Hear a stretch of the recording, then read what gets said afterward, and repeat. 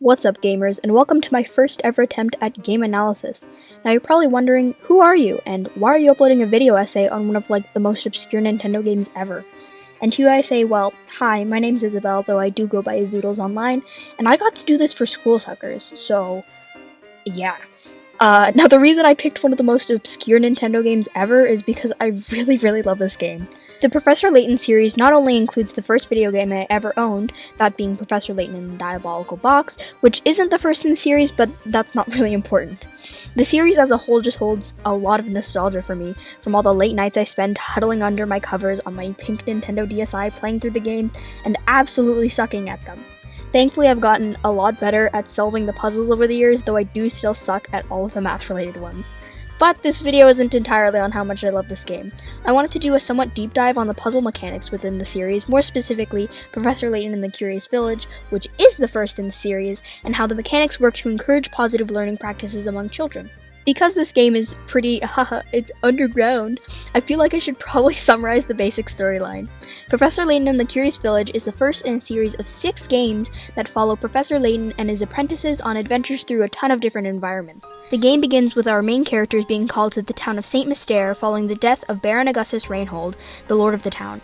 Layton and Luke are informed that in his will, Augustus Reinhold states that whomever finds this golden apple will become the sole inheritor of his family fortune. Throughout the game, Layton and Luke are faced with many side missions and puzzles as they attempt to solve this overarching mystery. By the end, Layton and Luke, with the help of the player, are able to solve these mysteries and claim their prize. Which isn't actually a golden apple. Spoiler alert, it's a person. They don't take the money, but, Flora's pretty cool. She's one of my favorite characters in the entire series. I love her. She's very pretty. Very cute. Anyways.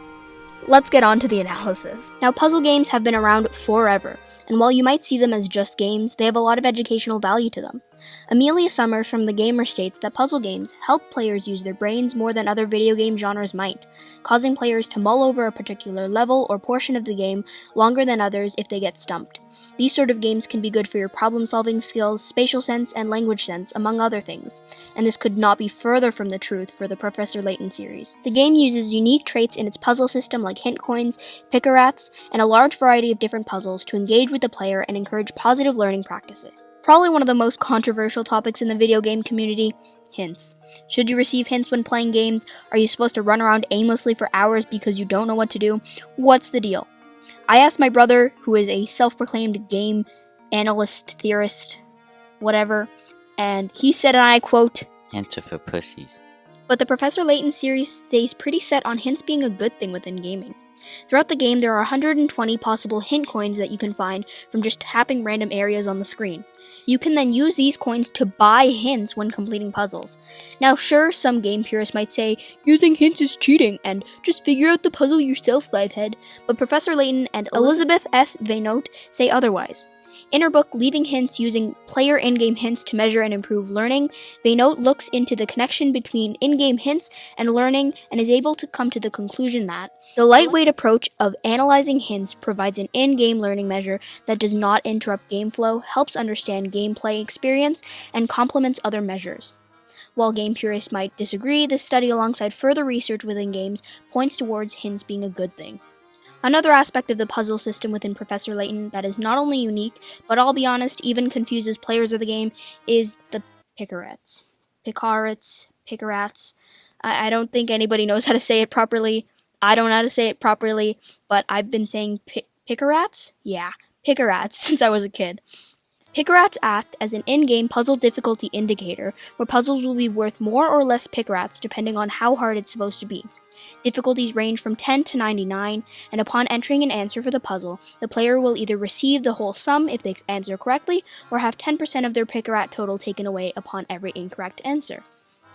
Outside of indicating puzzle difficulty level, pick-rats serve very little purpose within the game, with their only other use being a bonus prize if you complete the game with 3,500 pick-rats, which honestly isn't that hard to get considering you can collect up to 5,312 if you answer every puzzle correct on the first try anyways.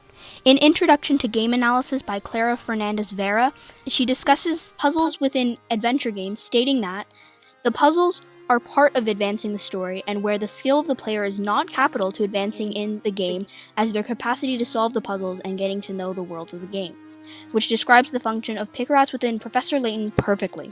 These points are only a side quest and act as further encouragement for players to take their time on puzzles and use their hint coins. Heck, even upon an incorrect answer, one of the 3 options available to the player is using a hint coin. Every corner of the game yells at you to use your hint coins. Gosh dang it, it's not cheating, especially when the game tells you to do it! Regardless, Pickrats within the game, coupled with the hint coins, work together to encourage the player to ask for help and take time on their puzzles, both extremely important skills for effective learning in the real world. Now, the aspect of the Professor Layton series that makes it the most unique among puzzle games is the variety of puzzles the game has within it. Where most games will stick to one genre of puzzle, the Professor Layton series gives you a bit of everything. With 16 distinct puzzle types in the Curious Village, ranging from simple circle the answer to literal minigames of chess, it gives you about all you could ask for in the realm of puzzle variety.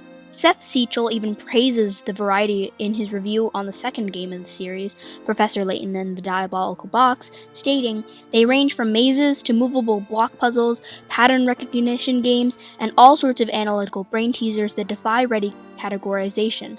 Its puzzles are clearly challenging, but even the most difficult in the main storyline end up well short of graduate record examination or law school administration test caliber.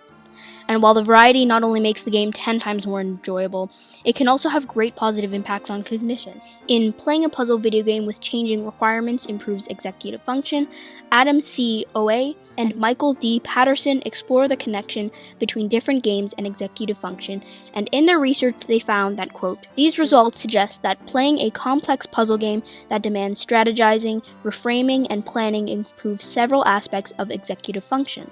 The fact that puzzle games alone provide a positive impact on the brain, coupled with the vast array available within Professor Layton, work together to give players a diverse learning environment to exercise many different skills to be learned from said puzzles. To end off, I would like to say, yes, me recommending the Professor Layton series, and specifically Professor Layton in the Curious Village, might be a decision made out of slight bias, but I promise you, the series is amazing, and it can help you grow your brain and practice a ton of super important skills for advancing your education. So stay in school, kids, and play a bit of Professor Layton in your free time. It's fun, and you can show your parents this video to prove to them that it's educational. Thank you for watching, and parents, if you're watching this, I do promise it's actually educational. The only reason I can still do mental math is because of this game. Get it for your kids. It's very fun. Thank you.